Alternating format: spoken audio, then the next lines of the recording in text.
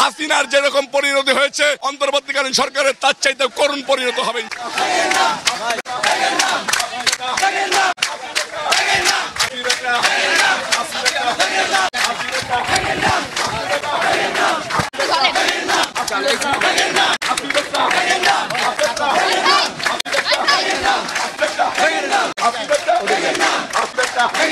যমুনা রে যমুনা, যমুনা রে যমুনা, যমুনা রে যমুনা, যমুনা রে যমুনা, যমুনা রে যমুনা, যমুনা রে যমুনা, যমুনা যমুনা, যমুনা রে যমুনা।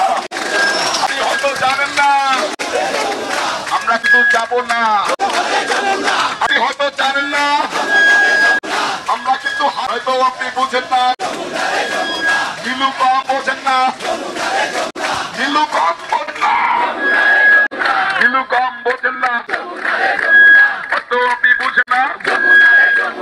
দেখেন, স্বৈরাচার হাসিনার আবির্ভাব ঘটেছে বাংলার বুকে, ফখরুদ্দিন মঈনুদ্দিনের আবির্ভাব ঘটেছে বাংলার বুকে, শেখ মুজিবুরের আবির্ভাব ঘটেছে বাংলার বুকে। বাংলার বুকে সাধারণ জনগণ সারা জীবন আন্দোলনের মধ্য দিয়ে দাবি আদায় করেছে। ইনশাআল্লাহ আমরা এই ঝড় বৃষ্টি উপেক্ষা করে আমাদের দাবি আদায় হওয়ার আগ পর্যন্ত রাজপথ ছাড়বো না, ছাড়বো না, ছাড়বো না ইনশাআল্লাহ। স্বৈরাচার শেখ হাসিনার মতোই এই যে নব্য স্বৈরাচার, এই সরকার কোর্টের উপরে হস্তক্ষেপ করতেছে। জজ কোর্ট আমাদেরকে রায় দিয়েছে, তারা নির্বাচন কমিশনে হস্তক্ষেপ করতে গিয়েছে এবং হাইকোর্টে হস্তক্ষেপ করে রায়কে আটকে দেওয়ার চেষ্টা চলতেছে। যদি এরকম দুঃসাহস দেখায় তাহলে হাসিনার যেরকম পরিণতি হয়েছে এই অন্তর্বর্তীকালীন সরকারের তার চাইতে করুণ পরিণত হবে ইনশাআল্লাহ।